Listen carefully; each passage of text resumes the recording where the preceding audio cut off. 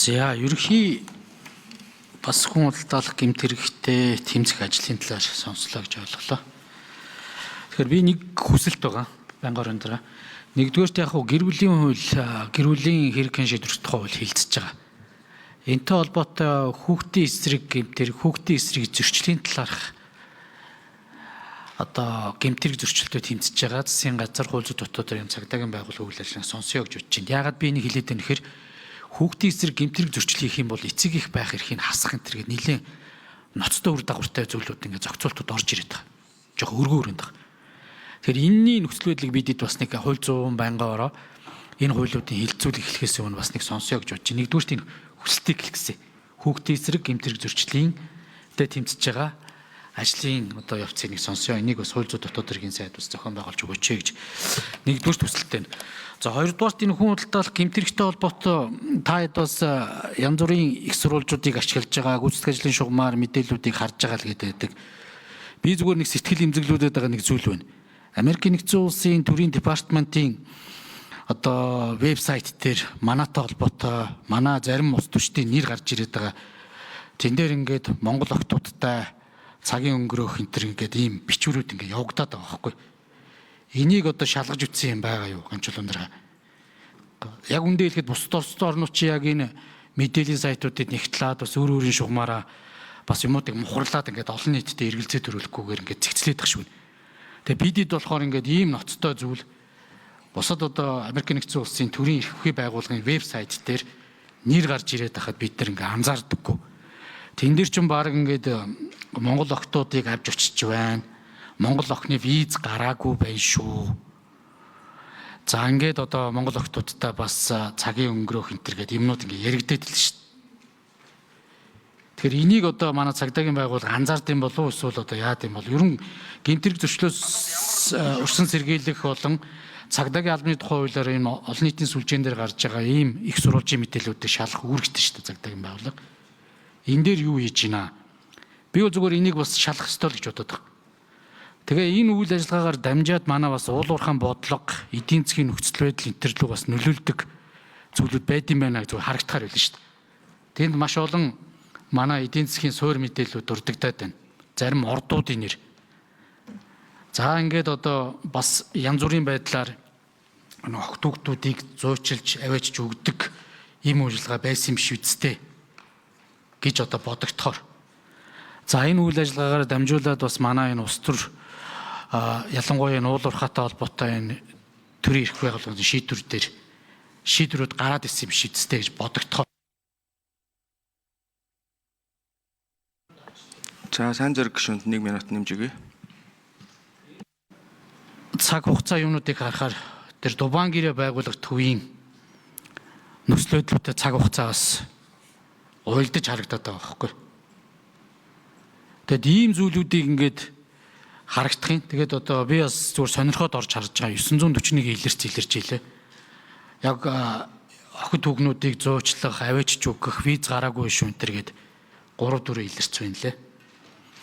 Энэ дээр үгүй ямар бодолтой байгаа вэ? Тэгээд ер нь зүгээр цаашдаа энийг нэгтлээд мухарлах ёстой шүү.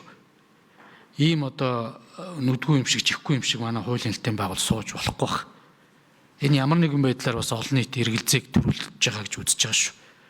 Тэгээ энэ Дубан гэрээг бас байгуулах ч гэсэн ийм зүйлүүд цаана ард нь янз янзын шантаж, шахалт ийм зүйлүүд байсан юм шиг үстэй.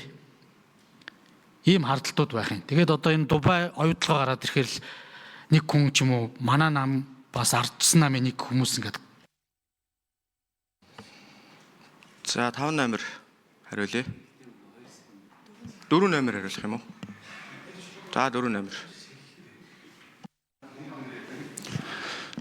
За та бүхэнд өглөөний мэндийг хүргье.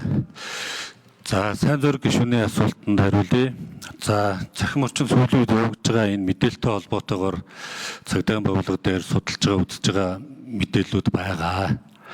Мөн таны сая хэлж байгаа тэр 949 илэрч гарч ийна гэд цагдаагийн байгууллагаас манай кибергийн төртэй тэмцэх газраас энэ асуудалтай холбоотойгоор нэлээдгүй ажлын судалгаа юмнуудыг гаргаж ирсэн.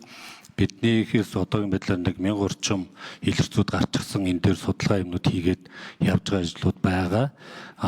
Энэ яг мэдээлэлтэй холбоотой таны сая асуулт холбоотой мэдээллүүдийг би танд өөрчлөн дараа нь танилцуулгаар хөргүүлж танилцуулъя гэж бодож байна. За сайн зэрэг гишүүн. Тодруулга 1 минут. За надад яах вэ? Би зүгээр олон нийтэд л яадаг. Манай ингээд эвлэлийнхэн ч бас ингээд ерэн сурвалжлах сэтгүүл зүй асуудал. Ийм хүн худалдаалах гэмтэргийн тайлан яриад ийм ноцтой юм яаж яхад одоо нэг ийм мүлгэр битгий хариулт хэлээч. Шалган нь бол шалгана. Тэгээ энд чинь Монгол улсын төрийн тэргүүнээр ажиллаж исэн ерөнхийлөгч Илбэг Доржинер, Сайхан Билгийнэр, Пүрэвсүрэнгээс гадаад иргэн сайд байсан хүний нэр дурддагдаад байна шүү дээ. Тэгээ энэ яг оюутлага бол уулуурхан том ордууд тэр хинтинд байгаа нүүрсний орд ер нь тэгээд энэ манай эдийн засаг улс төрийн нөхцөлөөр сонгуулийн үйл явц бүх зүйлүүчүүд энэ тайлагнаж ирсэн байл шүү дээ. Эпштейн нөхөр төр чинь. Тэгээ манай улс төрчдийн ингээ барьцаалчдаг байсан биш үсттэй гэдэг хардталтууд байна шүү дээ.